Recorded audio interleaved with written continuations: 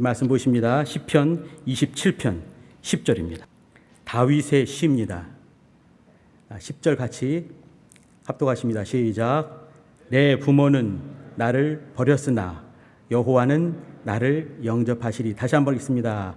내 부모는 나를 버렸으나 여호와는 나를 영접하시리이다. 아멘. 13절 14절 써놓지는 않았지만 제가 한번 읽어드리겠습니다. 내가 산자의 땅에 있으며 여호와의 은혜 볼 것을 믿었도다. 14절입니다. 너는 다윗이 자신에게 또 이제 다짐하는 것이에요. 여호와를 바랄지어다. 강하고 담대하며 여호와를 바랄지어다. 우리 성도님들 건강하시고 평안하십니까? 우리 성도님들 기억력은 여전히 여전하십니까? 그러시군요. 저는 이제 이렇게 저번에 이번 주 동안에 이렇게 회의가 있어서 움직일 때가 많이 있었는데 뭘 하다가 양말까지 다시 신었는데 갑자기 뭘 할 일이 생겼어요. 또 이제 잠깐 양말을 벗고 움직이면서 제가 이제 정신이 워낙 없어가지고 요즘 그렇습니다. 양말을 제가 어디에 둔 거예요. 내가 잃어버릴까봐 생각을 하고 어디에 잘 두었거든요. 근데 딱 뭔 일을 마치고 나와서 이렇게 양말을 어디 뒀는지 1분도 안 되는 시간인데 그걸 까먹었습니다. 아무리 드셔도 없는 거예요. 집사람이 짜증을 부리더라고요. 아무거나 신고 가세요. 이제 말을 잘 들어야 되잖아요, 우리가. 말을 잘 듣고 딴 걸 신고 이제 다 움직이면서 주머니에 집어넣는데 뭐가 있는지 아십니까? 제가 잃어버릴까봐 제가 호주머니에 넣은 거예요. 근데 그 사실을 1분도 안 되는 시간 만에 잊어버리고 만 거죠. 그러나서 이제 내가 여기 뒀구나. 내가 잠깐 깜빡했네. 이렇게 하면 좋을 텐데 기분이 확 나빠지는 거예요. 나는 왜 이 모양일까? 난 내 정신은 왜 이 모양일까? 까마귀를 잡아먹었나? 한동안 이제 투덜투덜 제가 저에게 투덜거리는 제 모습을 발견했습니다. 이건 뭐냐면 이렇게 이제 제 이 밑바닥이 드러나는 거거든요. 깊지가 못하고 찰랑거리고 쉽게 식었다가 쉽게 뜨거워지는 그 툭 나오는 게 뭐냐면 나는 왜 이러지? 나는 왜 이 모양일까? 이렇게 그런 제 모습을 봤습니다. 우리 성도님들 어떠십니까? 요즘 시대는 지금 이제 코로나 시대에 살고 있습니다. 저 남부지방을 보니까 지금 우리도 이제 비가 이제 계속 오락가락 하는데 비가 워낙 많이 와서 아파트의 1층이 사라지는 것을 우리 이제 이렇게 뉴스를 통해서 확인하게 됩니다. 엄청난 일인 거죠. 이거 어떻게 뭐 사람의 속수무책이란 말이 바로 그 말 아니겠습니까? 손을 쓸 수가 없는 거예요. 옛말에 이렇게 불이 지나가면 뭐가 남기라도 하지만 물이 지나가면 남는 게 없다 하지 않습니까? 남는 게 없는 것이죠. 휩쓸고 가면 남는 게 없는 거예요. 우리 코로나 사태, 또 우리 또 어려운 일들, 건강상의 문제나 또 이제 어떤 경제적인 어려움들이 있거나 막 있을 때마다 마음들이 건강하십니까? 우리 교회는 특별히 또 이제 이렇게 교회가 쪼개지는 역사가 있게 되고 또 이제 그 리더십이 어떤 그 부정한 모습들을 보게 되면서 너무 큰 낭망을 하게 된 거죠. 수십 년간 한 곳에 열심을 다해서 헌신해왔던 그런 모습이 있는데 그런 것이 어느 순간에 마치 훅 불어서 날아가 버린 것 같은 그런 경험들을 하게 됩니다. 그때 마음이 어떠십니까? 저는 잠깐 동안에 내가 1분 만에 뭔가를 잃어버린 것 때문에 나는 왜 이 모양이지? 이렇게 순간 찰랑거리는 모습을 저는 이제 확인하게 되는 거거든요. 이렇게 사실은 이제 사람이 손을 쓸 수 없는 그런 일들이 있을 때마다 우리는 무너지게 됩니다.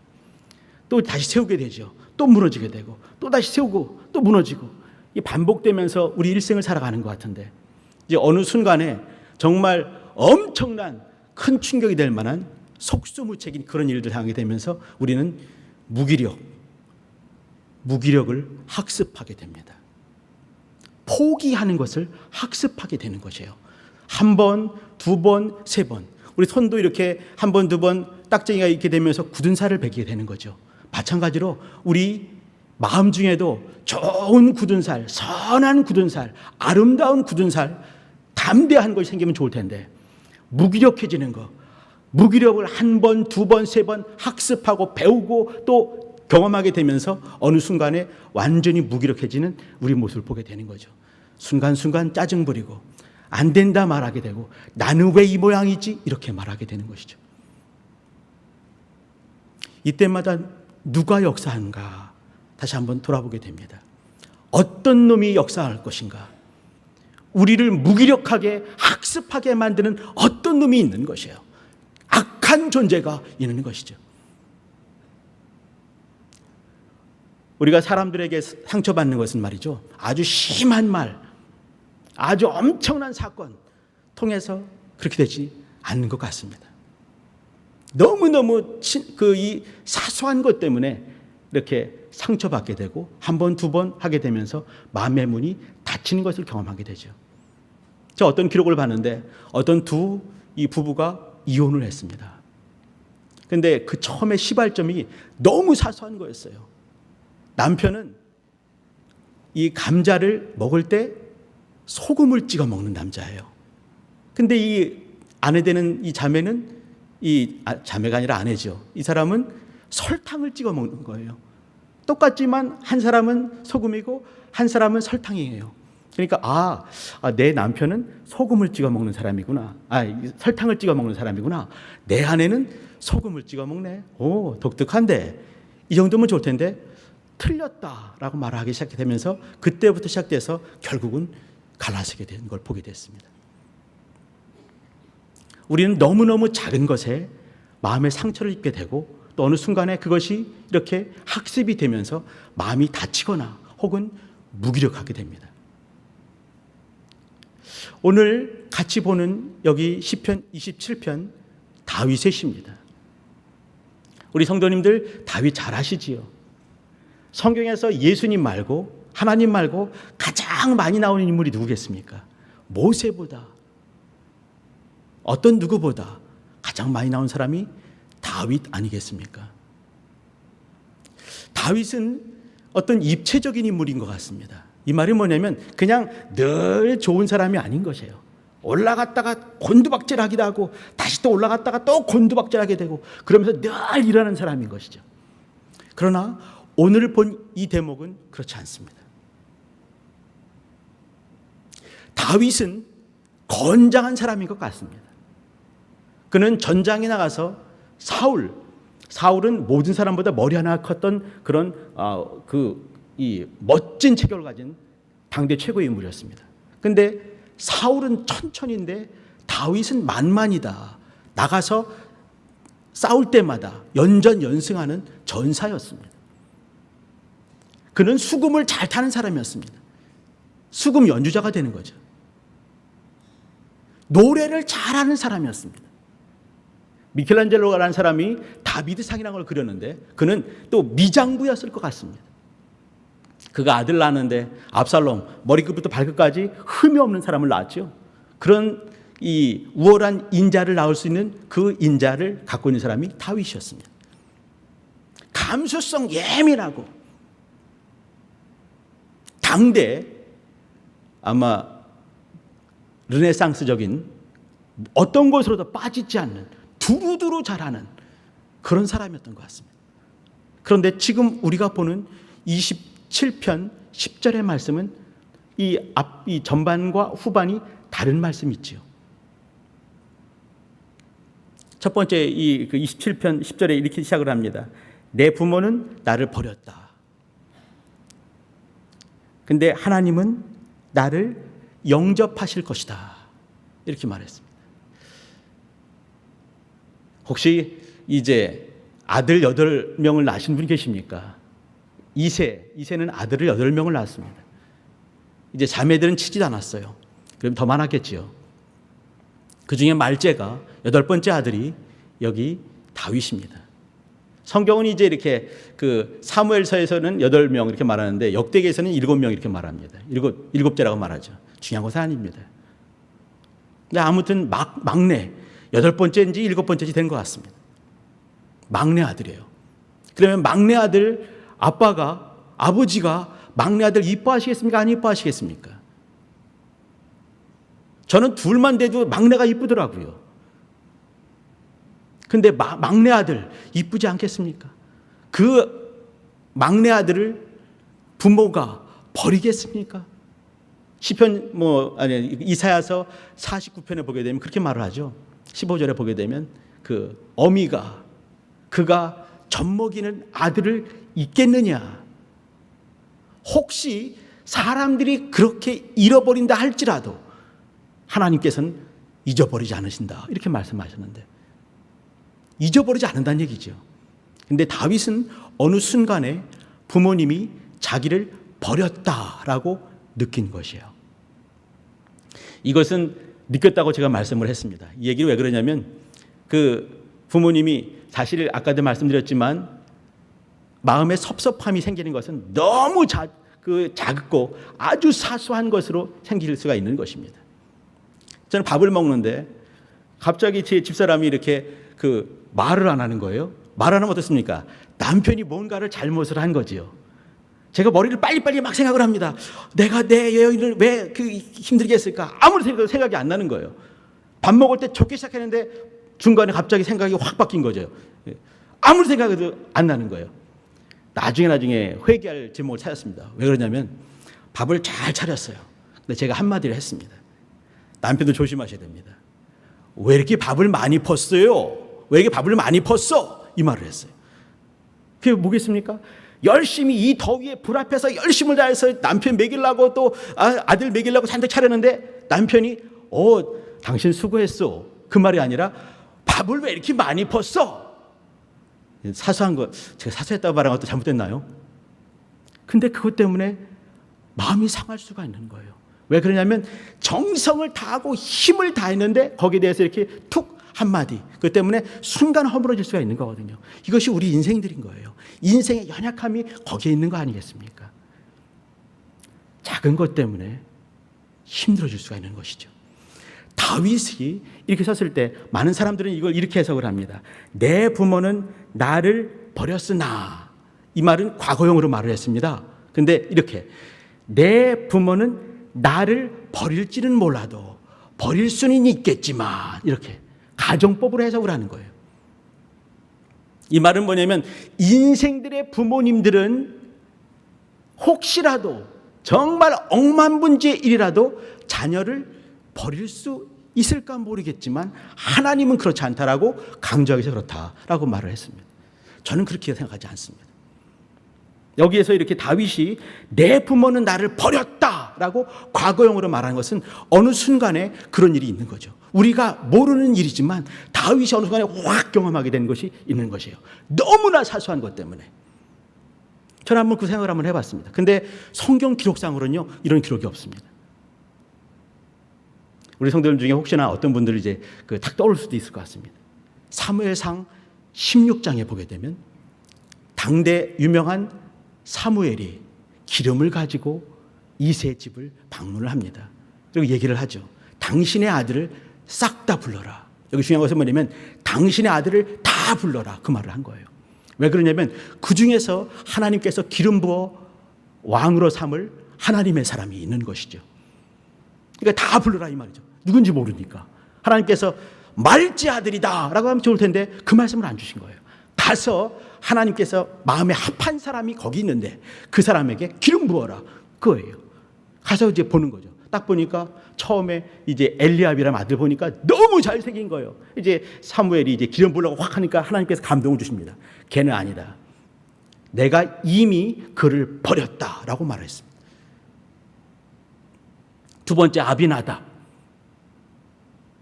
세 번째 쭉쭉.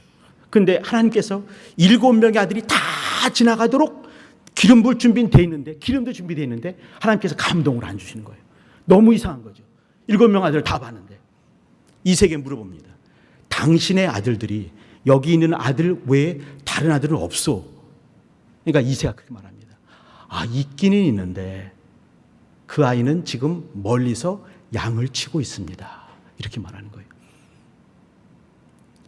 사무엘이 급히 그를 불러오게 만듭니다. 그가 오기 전까지는 이 밥을 같이 먹을 수가 없다. 딱 보는 순간에 하나님께서 감동하셔서 얘다 말씀하시죠. 그래서 기름 부은 거 아니겠습니까? 16장 얘기입니다. 근데 다윗의 입장에 생각을 한번 해봅니다. 누군가 헐레벌떡 와가지고 도련님 빨리 오래요. 가보니까 만찬이 차려져 있고 사무엘 있고 7명의 형들 다 좋은 옷 입고 있는데 자기만 양똥 치다가 지금 불이 나게 온 것이에요. 그게 뭐겠습니까? 아버지가 이 자리에 자기를 안 부른 거예요. 사소할 수 있는 것 아니겠습니까? 너무 사소한 건데 다윗에게는 그것이 순간에 상처로 스크래치가 마음에 확 날 수가 있다고 저는 생각을 합니다. 다윗은 어떤 사람입니까? 예민한 사람이에요.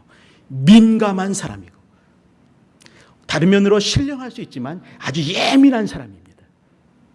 전사이고 또 이렇게 예수라는 사람이지만 아주 어느 순간에 볼 때는 예민하고 민감한 사람이 수가 있는 것이에요. 다윗이 그 순간에 아버지와 엄마에 대한 생각들, 그 생각들을 어떤 생각 가지지 않았겠는가. 17장에 보시게 되면 유명한 다윗과 골리앗의 싸움이 있는 그 장면입니다. 그가 이제 아버지가 시키는 거죠. 가서 3명, 첫째, 둘째, 셋째가 있는데 가서 이제 군대 간 형들이 잘 있는가, 건강한가, 또 전쟁은 또 잘 되고 있는가 가서 보고하라 했지요. 도시락을 바리바리 싸가지고 이제 형한테 갔습니다. 가보니까 이제 이렇게 전쟁이 좀 이상한 모습이 돼 있어요. 저쪽에선 어떤 건장한 3m짜리 나가서 막 욕을 하는데 자기네 형들과 보니까 전부 다 이렇게 기가 확 죽어 있어요. 그리고 이제 이렇게 형한테 갔죠. 형 엘리압이 뭐라고 했겠습니까? 막내 동생이 온 거예요. 그래 왔으면, 다윗 왔니? 어머, 이 녀석 왔구나. 어이, 잘 왔다. 뭐 아버지 평안하시니? 우리 양들은 잘 있어? 되는 거 아니겠습니까? 근데 엘리압이 이렇게 말합니다. 네가 왜 여기 있느냐? 너한테 맡겨진 양들이 지금 누구에게 어떤 사람의 손에 있느냐? 나는 너의 마음의 완악함과 교만함과 이것을 아노니 너는 전쟁 구경하러 왔구나 라고 말했습니다. 이게 엘리압이 막내 동생에게 한 얘기입니다. 군대 가 있는 형이 그걸 면회 와가지고 바리바리 싸가서 형 이렇게 그 면회 왔는데 거기서 한 말이 되겠습니까? 왜 그런 말을 했을까? 그 가정에 아버지의 모습이 혹시 있지 않겠는가? 저는 생각을 한번 해봅니다. 다윗은 일생 동안에 말이죠. 그 유명한 사울왕, 초대왕 사울왕, 자기의 장인어른이죠. 시기와 질투 때문에 창을 던져가지고 벽에 꽂아버리겠다 이런 말을 듣기도 했고 자기 아내 미갈이 자신을 없으니 여기는 그런 모습을 경험하게 했고 아들내미 압살롬이나 또 이제 또한 그 아들이 있죠. 반역을 일으키기도 하고 자기의 조카로부터 또 반역을 당하기도 하고 절친으로부터 배신당하기도 했습니다. 일생 동안 사람 때문에 고민을 많이 하고 고심을 많이 당했죠. 그 예민한 사람이 얼마나 상처가 많이 있었겠는가. 그러는 중에도 그가 한 2번째 후반절에 있는 말씀이 기가 막힌 말인 거죠. 그게 뭐냐면 여호와는 내 부모는 나를 버렸지만 상처를 많이 받은 거예요. 그러나 여호와는 나를 영접하시리이다. 여기 이 장면 27편을 말이죠. 사무엘상 27장의 내용입니다. 27장에 보게 되면 그가 이제 이렇게 자기네 나라에서 도무지 있을 수가 없는 거예요. 계속 쫓아다니는 그 사울왕. 계속이란 말은 뭐냐면 10년간입니다. 10일이 아니에요. 10개월이 아닙니다. 10년간을 쫓겨다니고 있는 거죠. 드디어 이제 이 블레셋 가드란 나라에 망명을 신청을 한 겁니다. 전에는 이제 이 블레셋과 싸움에서 이겼던 블레셋의 원수가 자기네 나라로 무릎 꿇으면서 징징 울면서 오게 된 거죠. 가드의 왕이 얼마나 위기양양했을까 생각을 한번 해봅니다. 거기서 망명 생활을 하게 되는 거죠. 망명 생활을 하면서 본국에 있는 그 당시 성전이 없었으니까 성막을 그리워하고 하나님의 법궤를 그리워하고 하나님을 그리워하는 그 마음을 가지고 쓴 것이 이 시편 27편입니다. 거기서 이제 나오는 얘기가 뭐냐면 아버지 얘기가 나오는 거예요. 사람들에 대한 실망 얘기가 있는 겁니다. 이것이 뭐냐면 그의 다윗의 자기 언어라는 것입니다. 다윗의 언어 속에는 다윗의 마음이 담겨 있는 것이에요. 다윗의 신앙이 담겨 있는 것이고 다윗의 정서, 다윗의 그 아픔들이 담겨 있는 것입니다. 그러면서 나오는 뒤에 말, 이것이 뭐냐면 우리가 나누는 절대 신앙이에요. 자기의 언어, 자기의 연약함은 뭐냐면 아버지도 어머니도 우리 형들도 나를 버렸다. 그러나 하나님은 나를 영접하실 것이다. 하나님을 영접한다고 했는데 그는 어디 있나요? 10년간 쫓겨다니고 누구로부터요? 자기 장인어른으로부터, 자기가 섬기는 왕으로부터, 자기가 사랑하는 아내의 아버지로부터, 자기의 절친 요나단의 아버지로부터 쫓겨다니고 있는 거예요. 그러면서 그가 하는 말이 뭐냐면 10년간 쫓겨다니면서 지금도 나오는 그 절대적인 신앙, 절대적인 하나님의 사랑함, 그것이 뭐냐면 하나님은 나를 영접하실 것이다. 미래형이죠. 인생들은 다 나를 버렸다. 이미 과거 완료형으로 써놨습니다. 그러나 하나님은 지금은 내가 이렇게 망명생활하고 있지만 하나님은 나를 영접하실 것이다. 절대 신앙을 보이는 것입니다. 어떤 이 철학자는 고대 로마 사람이에요. 이 철학자는 이 바울 시대에 살던 사람입니다. 에픽테투스라는 사람인데 노예였어요. 노예였는데 그가 공부를 어떻게 했는지 잘 모르겠습니다. 노예인데도 불구하고 당대 최고의 철학자가 됐습니다. 근데 이 철학자가 뭐겠습니까? 인생을 연구하는 사람 아니겠습니까? 인생이 뭔지, 또 이 만물이 어떤 것인지, 이 피조 세계와 인생을 깊이 연구하는 사람이 이제 인생을 연구한 다음에 그 한마디를 했습니다. 그것이 뭐냐면 이렇게 말하는 거죠. 인생은 뭔가? 인생은 어떤 사건, 닥쳐온 사건 때문에 그 사람이 바뀌거나, 그 사람이 또 불안해한다거나, 그 사람이 또 이제 기뻐한다거나, 그것이 아니라 사건 때문이 아니라 사건에 대한 반응, 어떻게 반응하는가에 따라서 그 사람이 혹은 불안에 떠는 사람이 되거나 혹은 감사할 수 있는 사람이 된다. 이 말을 하는 거죠. 어떤 큰 사건이 있었습니다. 단적으로 작은 사건. 어떤 중년의 아저씨가 양말을 잃어버려가지고 주머니에 넣었다가 나중에 에이 나는 왜 이 모양이야. 그 사람은 자기 언어가 에이 왜 나는 이 모양이야. 이거인 것이에요. 그 너무 작은 사건, 양말 잠깐 잃어버렸는데 호주머니 안에 있었어요. 그 대단한 사건이겠습니까? 근데 자기 언어를 통해서 그 사람이 발각이 되는 것이에요. 아주 큰 사건을 당했습니다. 엄청난 사건이고 너무 힘들었는데도 어떤 사람은 한마디 하죠. 그래, 이것도 지나갈 것이지. 그리고 이제 다 털어버린다 한다면 그 엄청난 사건이 그 사람에게 어떠한 이 나쁜 효력도 미칠 수가 없는 것입니다. 중요한 것은 뭐냐면 어떤 사건이 아니다 이 말이에요. 에픽테투스 그 사람은 노예예요. 근데 중요한 것은 노예가 아닌 것이죠. 나는 모든 것으로부터 자유자다. 제자들이 왔습니다. 왔는데 귀족들이 왔어요. 너는 노예다. 왜 그래요? 자기 생각에 잡혀 있는 것이에요. 자기 사건에 잡혀 있는 것이에요. 나는 노예지만 난 자유자다. 너는 귀족이냐? 넌 노예다. 이렇게 말을 하는 것이에요. 셰익스피어라는 사람 잘 아시죠? 햄릿에 통해서 이렇게 말합니다. 모든 일들, 어떤 것들, 그것이 선한 것과 나쁜 것과 선한 것이 따로 있는 것이 아니라 그것을 바라보는 사람의 생각이 그런 것이다. 이렇게 말했습니다. 중요한 것은 어떤 것, 하나의 사건이 선한 사건인지 또 나쁜 사건인지 그건 아무도 알 수가 없다. 자체는 품고 있는 것이 아니라는 거예요. 그냥 사건이지 가치 판단을 누가 하는가, 어떤 사람이 저건 선해 하는 순간에 그것이 선해지는 것이죠. 이 말이 뭐냐면 나는 왜 이 모양이지 하는 순간에 잃어버린 그 사건을 통해서 나는 순간에 확 떨어져 버리는 거죠. 아주 엄청난 사건이 몰려왔지만 그것을 보면서 이것도 지나갈 거야. 하나님이 그렇게 하셨구나. 그 속에서 하나님의 선하심을 볼 수 있다 한다면 그 사람은 다른 사람이 되는 것입니다.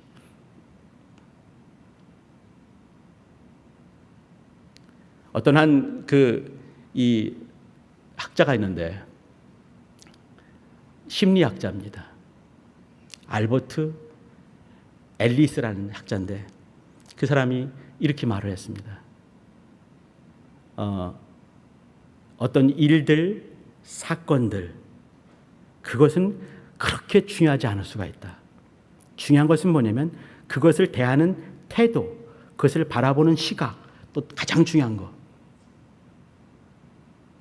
언어, 준비된 언어, 정돈된 언어, 그것을 바라보면서 마음 중에 품고 있는 그 언어, 그 말이 중요하다. 이렇게 말했습니다. 이 말이 뭐냐면 그걸 가지고 이렇게 이제 이게 뭐야? 이렇게 말할 것인지, 하나님이 살아계시니까 라고 고백하는지, 그 언어, 그것이 그 사람에게 가장 크게 영향력을 미친다. 이렇게 말했습니다.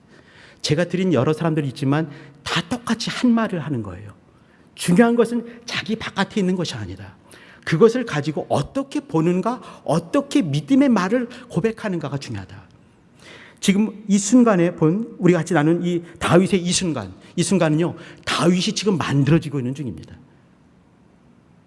어느 순간에 이렇게 이제 아버지, 어머니, 나의 부모는 나를 버렸으나 라고 말하는 자기 언어인 거죠.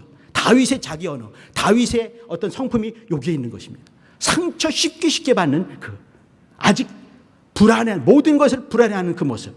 그리고 뒤에는 뭐냐면 절대신앙, 하나님이 나를 사랑하시고 하나님이 나와 함께 하시고 나를 영접하실 분이 하나님이시다. 그것을 인정하는 다윗, 두 개가 공존하고 있는 것입니다. 그러면서 다윗은 이 10년간을 거치면서 하나님의 사람 다윗이 되는 것이에요. 하나님과 마음이 합한 다윗, 하나님의 사람 다윗이 되는 것입니다. 기간이 10년 걸렸습니다. 제가 아까 13절, 14절 읽어드렸습니다. 제가 다시 한번 봐주시기 바랍니다. 시편 27편 13절입니다. 내가 산자의 땅에 있으며 여호와의 은혜에 볼 것을 믿었도다. 이것을 칼빈이라는 사람은 이렇게 해석을 했습니다. 그러니까 이제 이렇게 보충해서 해석을 한 거죠. 여기 산자의 땅은 이 땅, 이 세상 아니겠습니까? 내가 산자의 땅에서 하나님의 은혜 볼 것을 믿지 않았다면, 그 다음에 이제 보충해서 해석해 놓은 것이에요. 믿지 않았다면 나는 멸망할 뻔하였도다. 다윗이 이렇게 그 보충 해석을 해놨습니다. 다시 말씀드립니다. 내가 산자의 땅, 이 세상에서 하나님의 은혜 볼 것을 믿지 않았다 한다면 나는 멸망할 뻔했다. 왜 그렇습니까? 늘 불평 나오고 불만 나오고 아버지 엄마 통해서 상처받은 거, 형 통해서 상처받은 것들 줄줄이 나오면서 그가 하나님의 사람이 될 수 있겠습니까? 그것이 아닌 거죠. 아까 자기 언어 말씀드렸습니다. 내 부모는 나를 버렸으나, 이것은 다윗의 안타까운 상처 많이 받은 그 모습입니다. 근데 이어지는 것이 뭐냐면 다윗의 절대 신앙인 것이에요. 그러나 이 험한 시간을 지내고 난 다음에 하나님께서 나를 영접하실 것이다. 상처받은 것은 사무엘상 16장, 17장입니다. 그는 지금 사무엘상 27장에 다른 나라의 망명 중에 있습니다. 이후에 시간이 많이 흐른 후에 지은 시가 유명한 시편 23편입니다. 여호와는 나의 목자가 되신다. 내가 부족함이 없다. 내가 사망의 음침한 골짜기로 다닌다 할지라도, 이건 뭐냐면 사망의 음침한 골짜기를 그는 아는 것이에요. 근데 그것을 사망의 음침한 골짜기가 그거는 현실태입니다. 현실의 모습인 거죠. 그러나 순간순간마다 하나님께서 나를 쉴만한 푸른 초장과 맑은 물가로 나를 인도하신다. 이것이 절대신앙인 거예요. 사망의 음침한 골짜기를 볼 수 있고 겪을 수 있는 것이죠. 실제로 겪었고요. 근데 그것을 그는 해석을 하는 것입니다. 순간순간마다 나를 이렇게 인도하신 분이 누구신가? 그분이 하나님 아니시냐? 인생들은 나를 버릴지 모르지만 하나님은 나를 인도하신다. 그것이 믿음입니다. 이제 어느 순간에 자기 언어가 바뀌게 되는 것이죠. 이 10절에서는 두 개가 공존하고 있지만 어느 순간에 이렇게 그 자기 상처받은 모습들은 죽어지게 되면서 하나님을 향하는 모습들이 나오게 되고, 시편 약 절반 정도, 150편 중에서 절반 정도를 쓰게 됩니다. 14절을 봐주시기 바랍니다. 너는, 여기 이제 다윗이 좀 더 객관적인 입장에서 자기에게 명령을 하는 것이에요. 여호와를 바랄지어다. 여기 바랄지어다. 이 히브리 말이 카베라는 말인데, 이 카베라는 말은 뭐냐면 바란다라는 것보다는 사실은 더 많은 것이 뭐냐면 기다려라, 기다리다 이 말입니다. 이 말은 뭐냐면 하나님을 기다려라 이 말이에요. 왜 그러겠습니까? 시간은 흘러가는 것이에요. 그러면서 매 순간마다 내가 지금 어디 있는가? 나를 버린 부모 앞에 있는가? 나를 조롱하는 원수 앞에 있는가? 나에게 신뢰하는 우리 장형 앞에 있는가? 나를 죽이려고 하는 사울 앞에 있는가? 미갈 앞에 있는가? 아들내미 자기를 죽이려는 아들들 앞에 있는가? 자기를 배신하는 절친들 앞에 있는가? 아닌 거죠. 하나님을 바라는 것이. 법궤를 사모하고 말씀을 사모하고 하나님의 살아계심을 사모하고 그분을 인정하는 것이지요.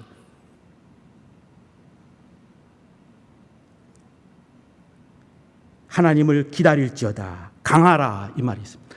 강하라 이 말은요. 세상은 늘 험한 세상입니다. 속수무책일 수밖에 없는 그런 일들이 막 다가오고 있는 것이죠. 근데 그때 하나님을 인정하기 때문에 하나님의 이 험할 때 깜깜할 때 빛을 경험할 수 있지 않겠느냐. 처음에 이 시편 27편 1절에 뭐냐면 여호와는 나의 빛이 되신다 이렇게 말씀을 하고 있습니다. 나의 빛이다. 이 말이 뭐겠습니까? 그는 지금 너무 깜깜하게 살고 있는 것이에요. 너무 힘든 것이죠. 속수무책인 일들. 그거 막 다가오고 죽음이 막 종이 반장만한 그 사이로 비춰지고 있는 것이에요. 그때도 그는 하나님을 기다린 거죠. 그리고 강할 수가 있습니다. 이때 하나님의 말씀을 경험할 수 있는 절호의 기회가 되겠다. 이렇게 여기는 것이 강함입니다. 이어서 하는 말이 뭐냐면 담대하며 이렇게 했습니다. 담대하게 뭐냐면 너 담대해. 탁탁 치면서 담대해야지. 이 말이 아니에요. 이 담대하며 이 말은 뭐냐면 하나님이 너로 하여금 담대케 하실 것이다. 어디에서요? 너와 늘 함께 있으면서 그 말입니다. 하나님이 너와 함께 하니까 너는 담대해라. 이 말이에요. 하나님이 너를 담대케 하실 것이다. 이제 너는 하나님이 너와 함께하는 그 담대함을 주장할지어다. 그 말을 하고 있는 것입니다. 그리고 또다시 하는 말 하나님을 바랄지어다. 이렇게 했습니다. 우리가 잘 아는 것처럼 절대 사랑, 절대 신앙을 나누고 있는데 절대 사랑이 뭐겠습니까? 다윗은 예수님 오시기 전 1000년 전 사람입니다. 다윗은 일생 중에 어떤 이적을 경험한 적이 없습니다. 어떤 분이 이렇게 골리앗 죽이지 않았냐고. 제가 볼 때 그 이적 아닌 것 같습니다. 하나님 역사하셨겠죠. 근데 그는 그 전까지 고음과 싸우고 또 표범과 싸우고 이리와 싸우면서 늘 준비된 하나님의 사람이었습니다. 다윗은 이적이 없었어요. 근데 모든 순간마다 마치 이적같이 기적같이 일상 속에서 기적을 경험하듯 하나님을 경험했습니다. 하나님이 늘 그와 함께하는 것을 경험한 것이에요. 에둘람 굴에서 엔게디 광야에서 황야에서 다른 나라 망명하게 되면서 절대적으로 힘들 때 그때 절대 신앙을 갖고 있는 것이에요. 하나님은 나를 영접하실 것이다. 하나님은 나와 함께 하신다. 그분은 나를 사랑하신다. 그 사랑하심이 하나님의 사랑이 우리에게 오셨습니다. 아들이십니다. 다윗은 하나님과 마음이 합한 사람이었습니다. 예수님의 마음을 소유하고 있는 사람이에요. 예수님께서 하나님 앞에서 어떻게 사셨는가? 그것이 우리의 신앙입니다. 그것이 우리의 절대 신앙이 되는 것이죠. 예수님께서 하나님 아버지를 어떻게 사랑하셨는가? 그것이 절대 사랑입니다. 그 사랑이 우리 안에 있어야 되는 것이죠. 우리 장로님들, 우리 권사님들, 안수 집사님들, 제가 늘 사랑하고 존경하는 우리 선생님들 힘을 내시길 바랍니다. 우리는 많은 순간에 내 언어, 자기 언어를 한번 확인해 봐야 됩니다. 많은 무기력들, 학습되고 있는 무기력을 떨쳐버리시길 바랍니다. 닥쳐오는 속수무책인 일들 있을 수 있습니다. 코로나 아니겠어요? 우리 교회 사태 아니겠습니까? 또 물질적으로 어려울 때 있습니다. 사람 때문에 무너질 때 많이 있지요. 또 너무 사랑한 사람인데 사소한 말을 하면서 마음을 확 상해할 때 얼마나 많이 있습니까? 그때도 서 있으시길 바랍니다. 왜요? 하나님이 여러분을 인정하시기 때문에 그렇습니다. 다윗은 늘 하나님을 인정을 했습니다. 하나님을 사랑했습니다. 그러면서 하나님의 사람 다윗이 되는 것이죠. 여기서 기다리라 했는데 기다리라 이 말을 잠깐 나누고 기도하겠습니다. 기다린다. 이것을 어떤 사람들이 몇 개로 해석을 했습니다. 열심히 연구하는 학자들 있지 않습니까? 기다린다. 그것은 뭐냐면 하나님께서 이것마저도 지나가게 할 것이기에 우리는 기도하는 마음으로 기다려야 된다. 이렇게 어떤 분이 해석을 했습니다. 지나가게 하시기 때문에 속수무책인 그 일, 내가 손댈 수 없지만 하나님께서는 그것의 알파와 오메가를 아시는 분이십니다. 인정하시길 바랍니다. 또 하나님이 능력이 많으신 분이십니다. 신묘 막측하신 분이십니다. 어느 순간에 그 거룩한 손을, 위대한 손을 확 개입하셔서 순간에 해결할지 아무도 장담할 수가 없는 것입니다. 그렇기 때문에 겸손히 기다려야 되는 것입니다. 하나님은 우리가 처한, 각각의 우리 성도님들이 처한, 또 우리 각각 개인의 어려움들과 마음의 상함과 찢겨진 것과 스크래치 난 것들, 하나님은 모두 아시는 분이십니다. 그렇기 때문에 그분의 손에 맡기고 기다려야 되는 것입니다.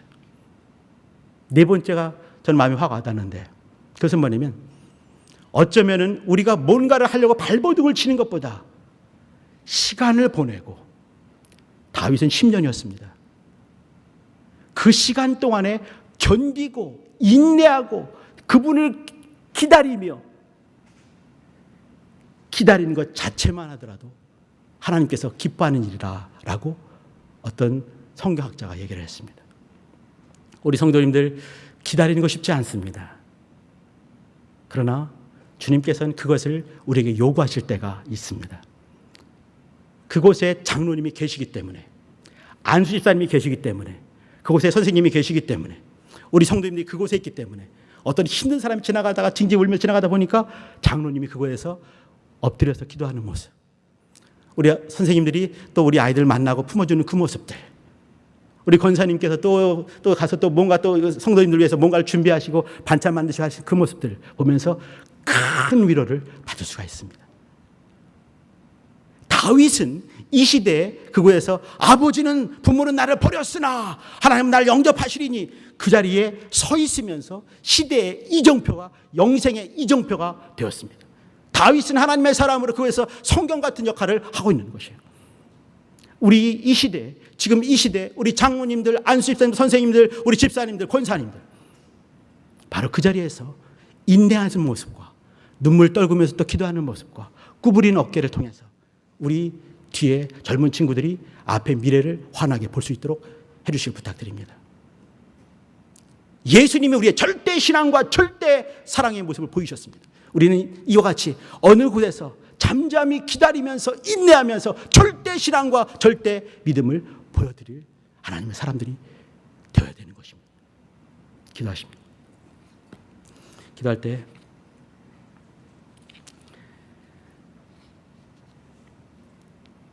우리가 앞에 먼저 발생한 사건들, 다윗이 볼 때 말이죠, 아버지가 그때 이렇게 자기를 이렇게 왕따시켜 버렸던 것을 없앨 수가 없습니다. 선행된 사건들은 없앨 수는 없는 것이죠.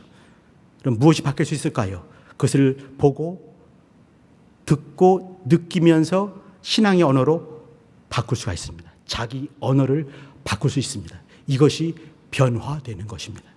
이렇게 변화되기를 하나님 기뻐하십니다. 이렇게 변화되는 여러분 되시길 부탁드립니다. 같이 기도할 때는 하나님, 변화되는 하나님의 사람, 또 이곳에서 절대 사랑과 절대 신앙을 보여주는 인생과 영생의 좋은 이정표 될 수 있게 나를 도와주세요. 변화되는 하나님의 사람, 내 언어, 내 자기 언어가 바뀌는 하나님의 사람으로 또 하나님의 영광을 드리게 도와주세요. 예수 한번 부르고 기도합니다.